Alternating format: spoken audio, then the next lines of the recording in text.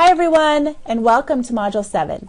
This week I thought I'd start the video with Willow and I chilling, but the only way I could get her to sit here and be good was to bribe her with this biscuit. Good girl. Here you go. Go get it. So anyway, the main focus of this week is your final paper. So your structured drafts are graded. And now what you have to do is finish the final project.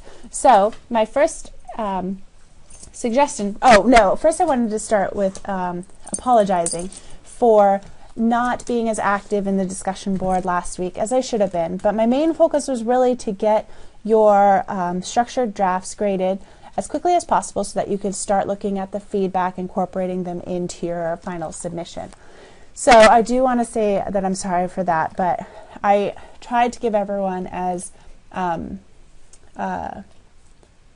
best feedback that I could for their structured draft. So the way that you can check that is by going to this section, clicking on My Grades, click on the structured draft, and then once you're in the area you can see the rubric, or see the grade. And then what you're going to do from there is click View Rubric. And then you can see your marked up paper and the comments I've left you there and in the rubric. So definitely go there, and if you can't see those things, let me know so that I can help you find them, because it's very important that you see that feedback before you do your final submission. There was a couple of issues that I did notice that papers had consistently. One being a formatting issue.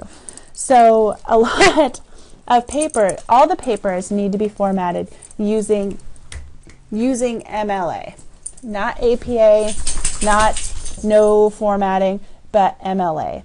So if you go here and click on the SNHU Online Writing Center, it would take you to here. So this is the home page. Now if you come over to their sidebar here and click on Resources, it will take you to another page. And what it has when you click on it is 3 different paper templates, an MLA, an APA, and a Turabian.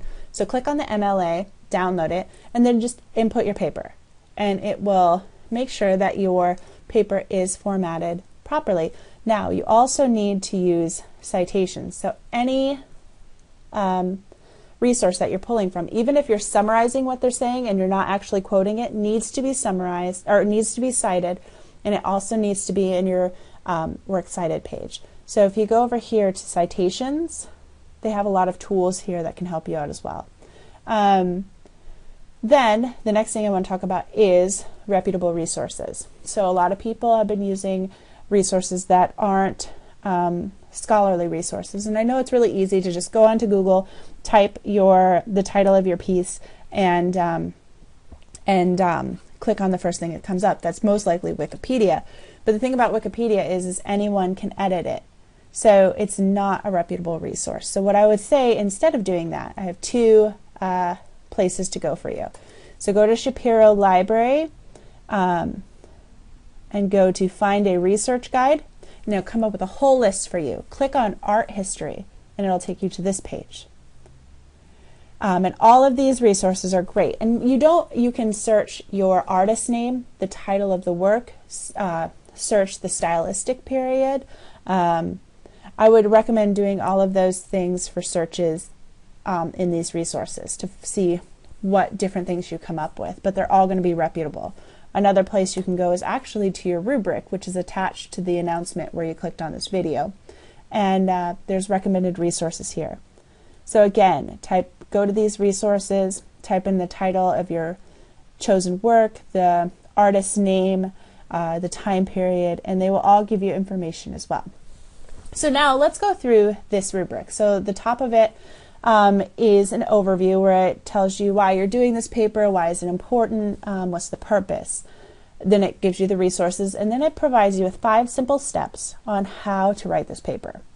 So the first step is to craft an introduction. So this is something that I noticed in a lot of people's structured drafts, is that there wasn't an introduction and there wasn't a conclusion, and those are very important pieces to a paper.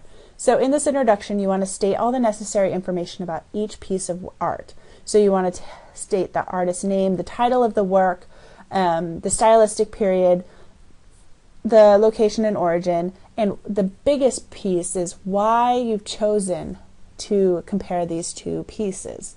What do you hope that your readers will gain through your comparison? So you're really answering the question of why and giving a purpose to your paper, to your comparison. So the next thing that you want to do is provide a brief background and analysis of both works. So something that I noticed a lot in the papers was that you would give me a blow-by-blow on the pieces, so what was going on in the piece and whatnot, which is important, but how you can avoid having to do that is just by including images of the pieces, which you should do. So what I would recommend doing is providing an image of both pieces at the beginning of your paper side by side. You're comparing them, so why not put the images by each other right away? So then you don't need to describe exactly what you see in the painting, but instead dive a little deeper and talk about how does this work relate to its style, movement, and historical context. So like what's going on in the time period which influenced the artist? How does the piece express the visual and thematic features of its stylistic period? And then point to things in the painting which represent the stylistic period, which you're showing how the artist is incorporating what's going on culturally and historically into this painting. So that's what you really want to do with the analysis and background. I don't necessarily need a biography of the artist. That's not the point. The point is to make this connection between the arts and everyday life. So now the third part is to compare and contrast your work. So what you want to do is identify the visual similarities and differences in the two works, but then you want to talk about why the similarities and differences are important and how they relate to the style movements of the pieces. That's a huge thing. Next, you want to provide a brief reflection. So this is where you're going to be relating what you just did back to your life. How is this useful? How does your analysis reflect your own study of the humanities? How can you relate it to your own professional field or in your own personal life? And then you want to sign off with a really strong conclusion summarizing your main points in your paper. So just look through the rubric and the prompt and see if you have any questions about it. But I think this is really helpful. Like I said, I've attached the rubric right below this video. And if you want me to look through anything, let me know. Willow, come here. Come here. Say goodbye. Say goodbye.